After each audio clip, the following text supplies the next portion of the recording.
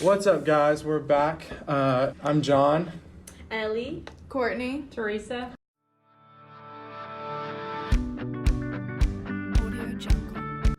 We are back with the You Deserve More podcast with our second episode.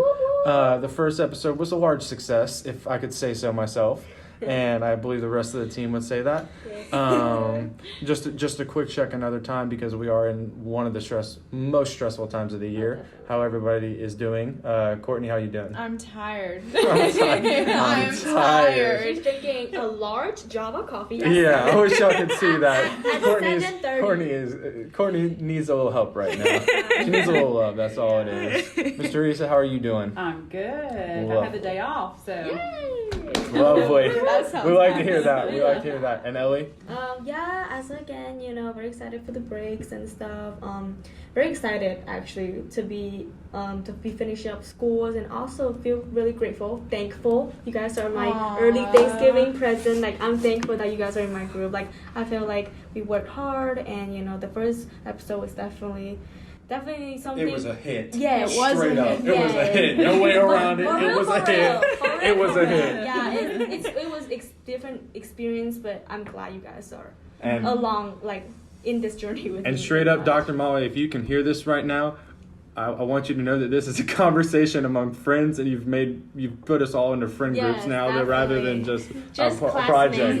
It's a lot more than that. I'll definitely talk to you guys. Hey, how was your winter break? And keep you guys updated for sure. For me, I'm really hyped about Christmas coming up. I really am. I'm big Christmas this time of year. I love giving gifts. Like, I love the love.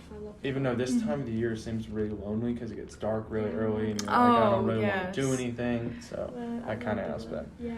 But we're coming back today, we're coming back again, and we're gonna be hitting another two really hard topics. Some that are more personal and definitely personal to me, as well as I would say Courtney too. Mm-hmm. But we're gonna be talking about relationships and the broken aspects of relationships, as well as just broken families within America, to be a little bit more specific on the second side of it. But with that being said, Courtney's going to kind of lead us in the relationships aspect. So Courtney, take the stage, girl. Hey guys, I just wanted to talk about abuse in relationships today. It's a hard-hitting topic, something that people don't talk about a lot, and it happens all around you every single day, and you never truly know that it's happening. So abuse can range from physical abuse, emotional abuse, sexual abuse, financial abuse, which is not something a lot of people think about, and digital abuse, talking about cyberbullying and all of that. I mean, physical abuse. We all know what physical abuse is. Domestic violence plays into this tremendously. Emotional abuse is something harder for people to think about. There's a lot more branches that come off of emotional abuse, and we all know what sexual abuse is: sexual assault, rape. Financial abuse, taking advantage of somebody else's bank accounts, the money that's in their wallet, the salaries that they get every single week, and then going back to digital abuse and cyberbullying, commenting on posts, keeping your significant other away from social media as well can be considered digital abuse. I mean, all these different types of abuse are going on in relationships every single day, and it is ripping people apart. It is ripping relationships apart. I mean, parents with kids. I feel like a lot of it could be started on the internet too, like through cyberbullying. I feel like that could because I know I've posted a photo on Instagram. It may be jokingly like one of your friends say something nasty, but it really could be like ripping you apart inside, because sometimes sticks and stones may break my bones, but words will never hurt me.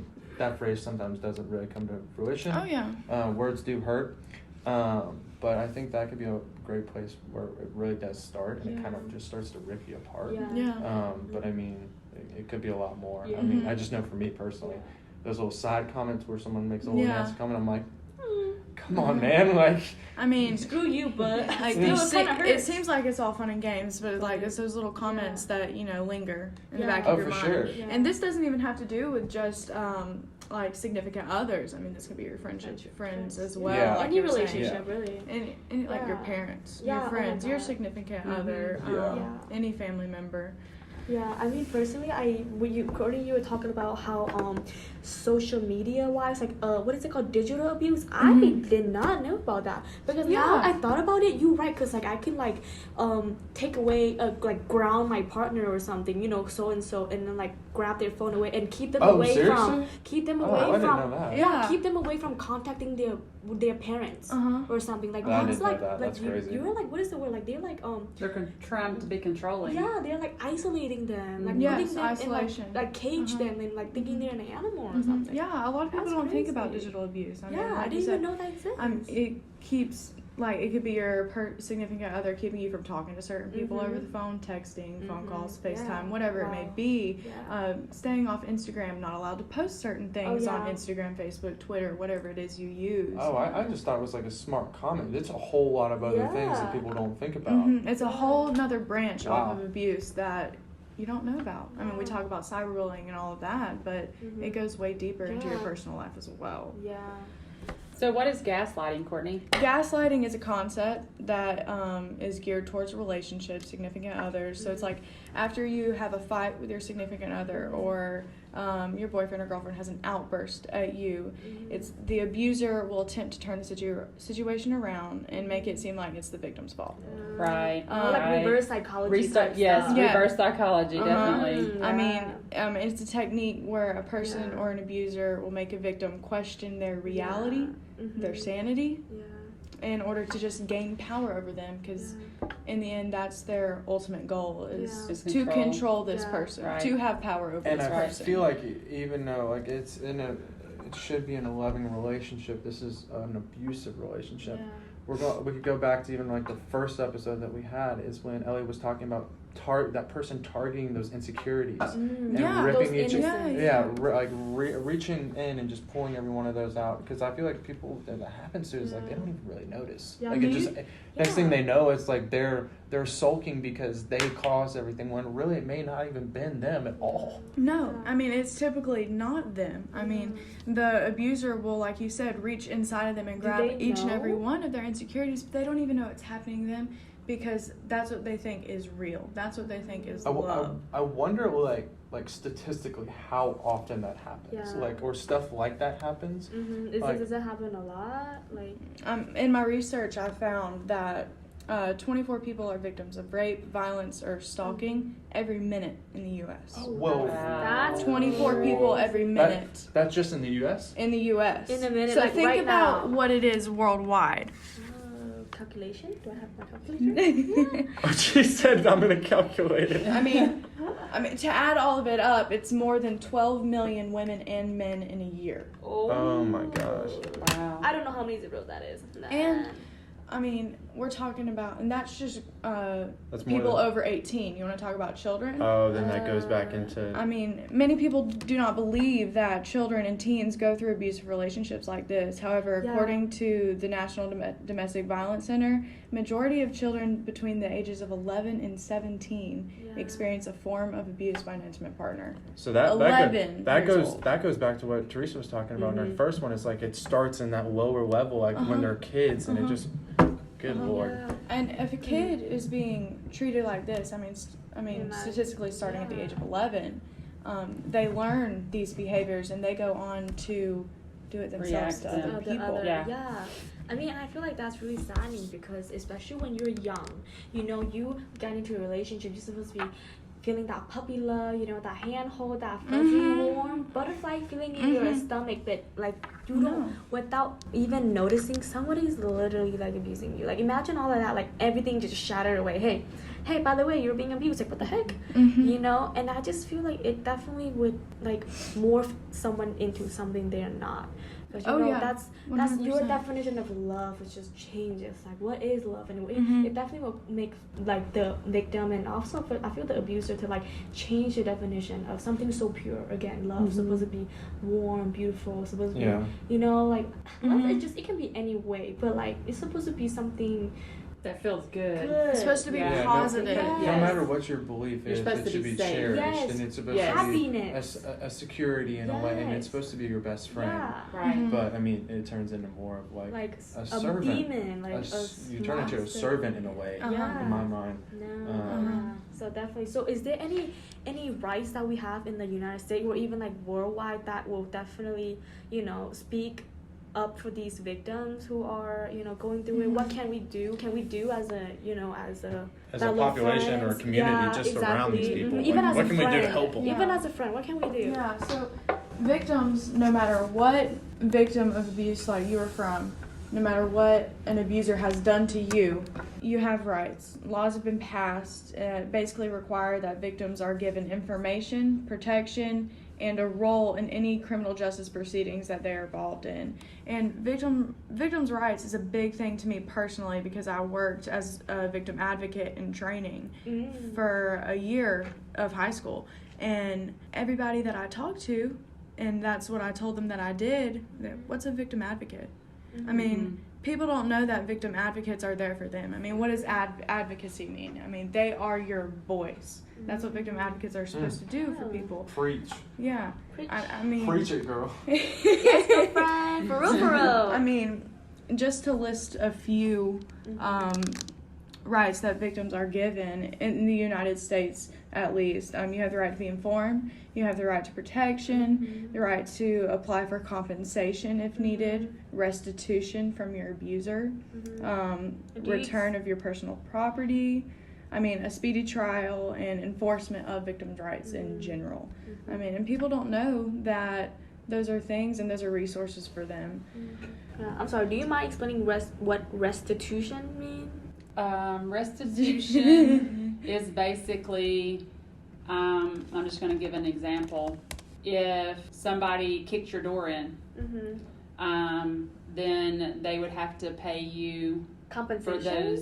for those damages. On the door? And things like that. And it can be like if you were going through a lot of stress, things like that. People might have to get counseling, one-on-one, things like that.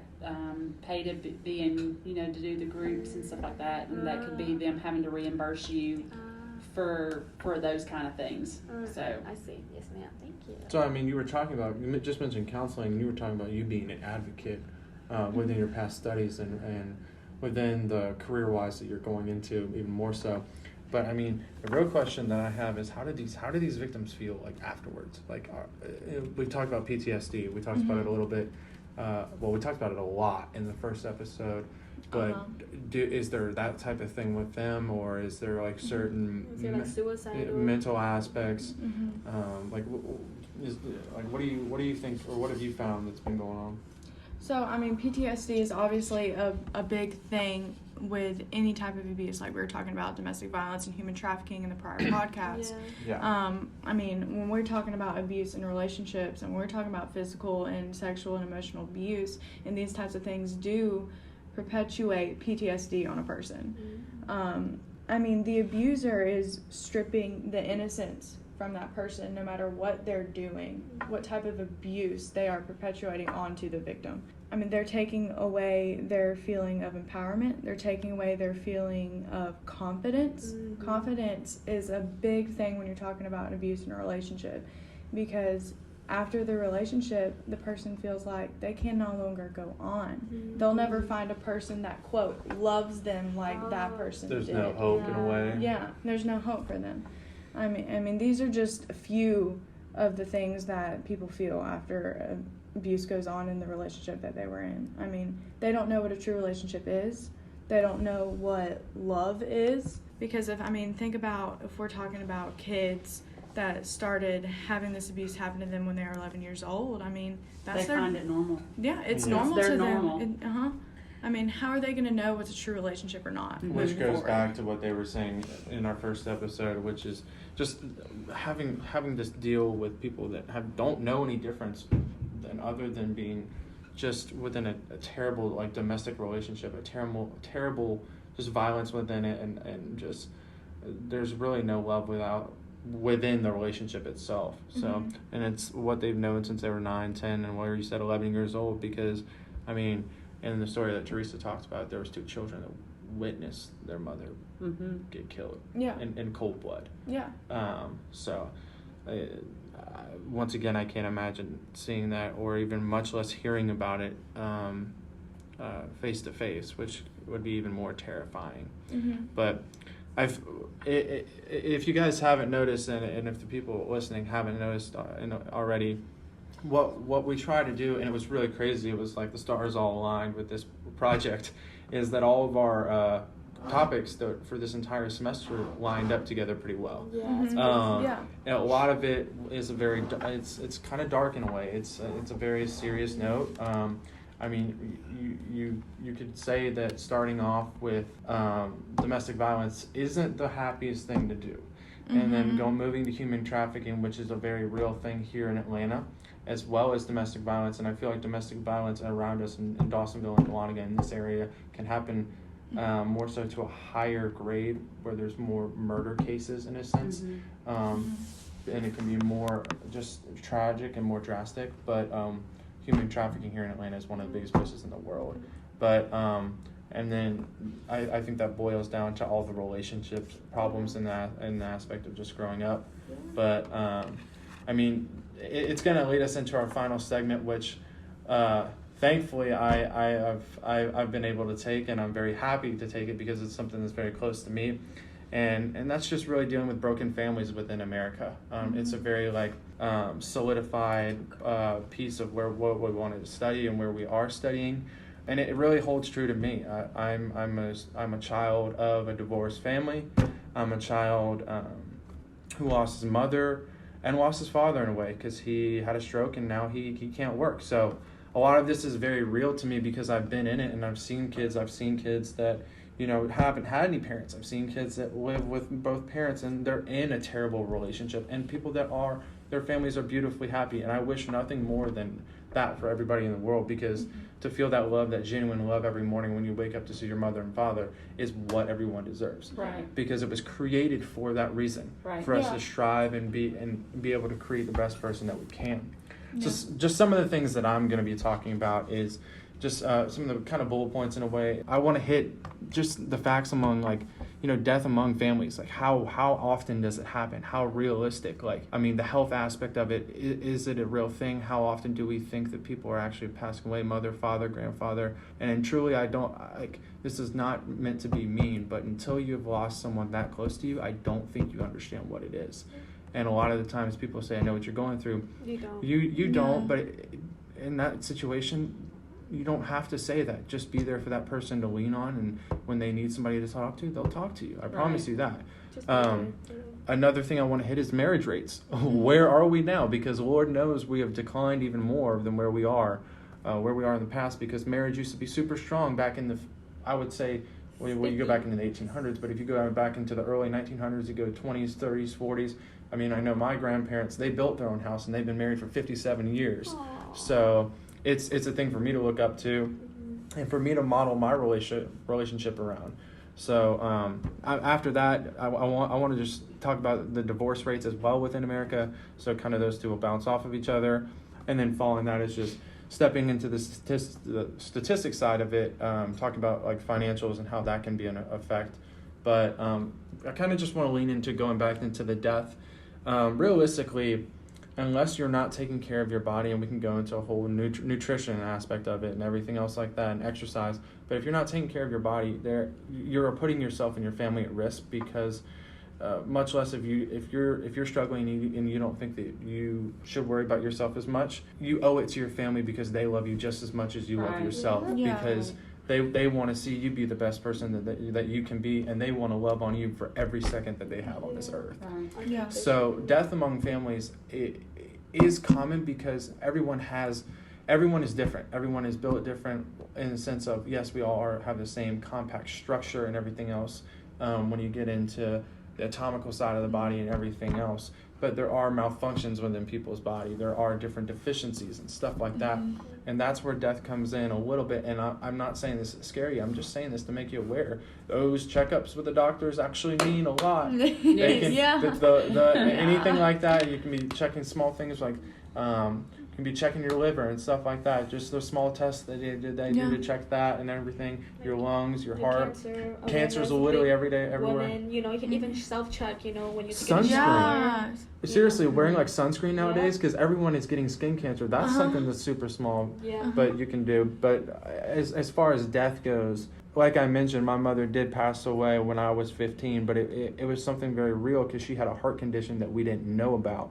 But it's some of those things that when that happens, it puts you into a PTSD scenario in a way. You wake up every day with a sense of your life just ripped away.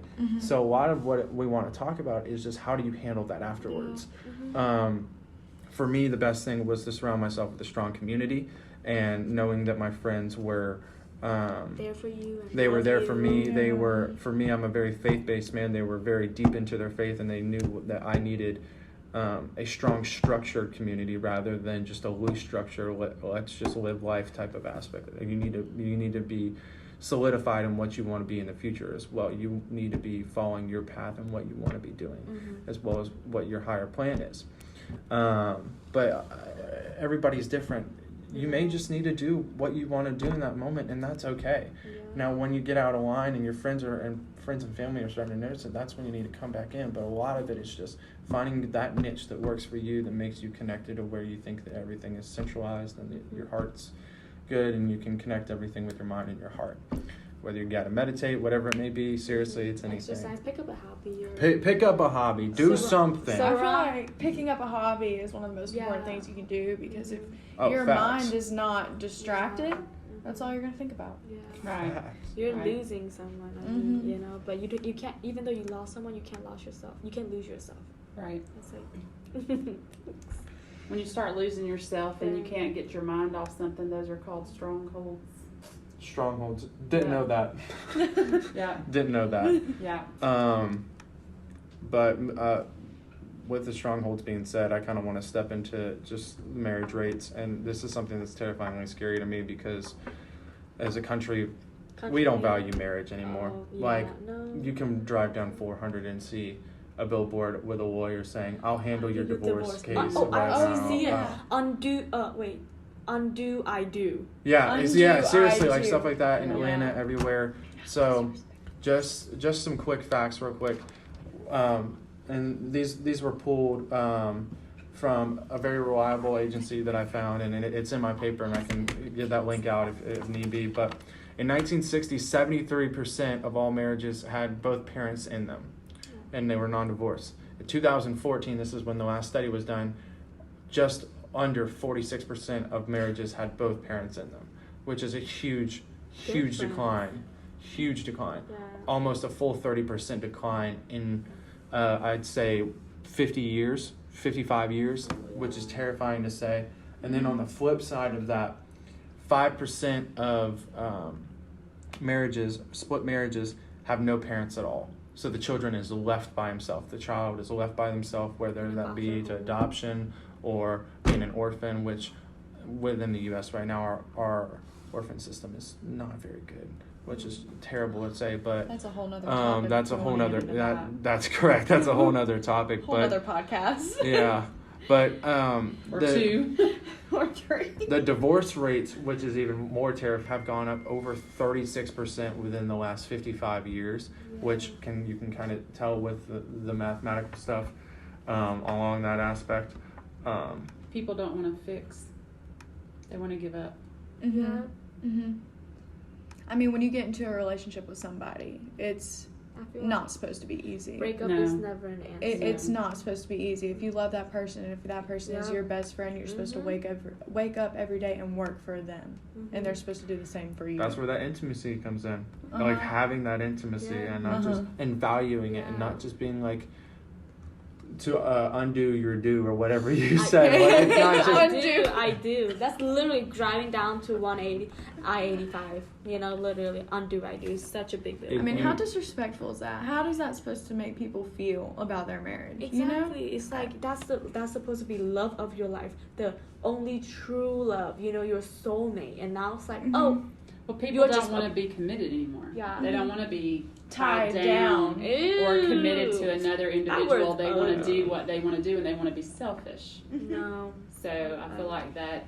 and I think even before that, you can get into a precursor. It's like people just want to have something, so they excuse me for that lisp, but they jump into a relationship without even knowing it. So it's like they're living only for that security in that person, where it's not really a true relationship. And I guess that's where you would get into that divorce aspect, which is you never want that to be your first option. I'm not married, but I can tell you right now, divorce is not my first option. Yeah.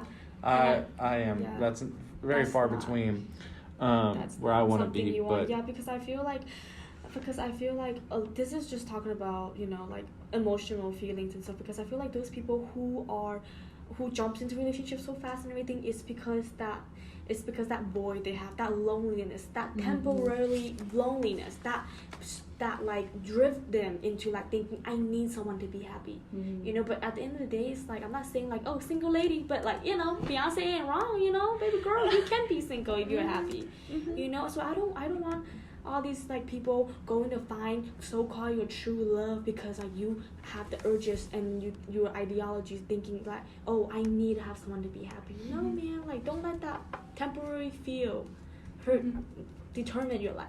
I mean, what we're living in now is called a hookup culture. And Tinder, Bumble. I mean, even Facebook for older people. I mean, that's honestly, so dangerous. Oh yeah, all those. And we want to talk about human trafficking again. Oh, Let's talk about Tinder. You don't Let's talk even about know who you're talking to. Yeah. Right? I mean, we're living in a hookup culture nowadays. I mean, even on a college campus, which is where we are. Yeah, Tinder's I mean, everywhere. you see this person in a relationship and this person in a relationship, and you're like, well, I need to be in a relationship too if everybody else is. It's like a bandwagon so effect. let me get on this bandwagon. Financial like situation, do you think that's a big aspect about with like broken family and stuff, like big contribution, or is just a small aspect? No, so let me put it to you like this. I'll give you an example in a way. Let's picture this. Let's say a modern mid family home or mid family, your father, mother, and it's been good your entire life. But you notice something over the last couple months to a year to 2 years. Your parents have started bickering more, and there's not a lot of love there. And even at times, they don't sleep together in the same bed or in the same room. But it comes to fruition that one day your father says that he lost his job about 9 months ago. That's a huge financial problem when your mother, the last time she worked was in college. And she doesn't have a job, and she doesn't know what it is to work in the career field. And that's not a problem and not a shot at anybody. It's just that's what she's known for the last 15 years of her life. Raising this person and raising these kids. So the financial problems come in when usually, one, the relationship is based on money. And the core focus is, okay, we need to make this much a year so we can live in this place and do this and that and that. So a lot of that comes in when you're in that situation, as well as the second is really when you have these really good firm relationships and firm marriages that you think are firm, but really they're built on sand. They're built on not a solid structure. They're built on something that they're just hoping that other person gets everything done. Which in a way, your partner, you need to be able to trust them and have hope in them, but you also need to know that you need to be a corresponding factor, that you need to be able to help in a way. And I'm not saying everybody needs to have a job. Everyone's different. But I'm saying people view money completely different. Everyone, so financially, there are people that live in this world where money is the only thing that means anything to them. That's the definition of success: being a billionaire, being a millionaire. And that's what kids are shown nowadays. If you're not driving in a Bugatti and you're not living in the hills of Los Angeles, you're not doing good. Or if you don't have a 400-acre farm in Texas with lifted trucks, like seriously, that's how. It's just the financial problems come in when the motives aren't correct, Mm-hmm. and the actual relationship isn't very strong and foundational along that aspect, and it creates this disarray in that aspect. But I mean, statistically wise, it's not very common for relationships to be broken up about that. Well, it's common. It's just not as common as just regular divorce for a multitude of reasons. Yeah. But I mean, a lot of what I wanted to just talk about, and I'm not trying to centralize the aspect on just myself. It's just that we've been able to talk so much about all of these different aspects of life and the corruption among life. But it's like I want to just give that personal experience that we all have, and like you had it, Ellie, with your friend at Georgia State. In a way, she kind of being like attacked by this person, not physically, but in a way they were reaching out to her, trying to get her to come into this ring. And Teresa was able to give us these amazing experiences through these stories and give us these facts and everything that we now know about what's in our surrounding area that's literally right out of our front door. Yes. And in our area. And Courtney was able to tell us why everything's kind of broken and the way it is, and in the relationship aspect, which just kind of sums everything together. Yeah. So the connection that I wanted to make from my life to everything else is just that it all boils down to what is the motive in everything. Where is the heart leading? How is the relationship among people? Because if it's going to continue to flutter on down through a negative train, it's only going to hurt the future, and it's only going to hurt the community around us. I mean, that's a big part for me. I don't know about y'all. Yeah, I mean, it's definitely a big part for me because, I mean, I feel like this is definitely a safe haven for us to talk about our feelings and everything. Very sensitive topic.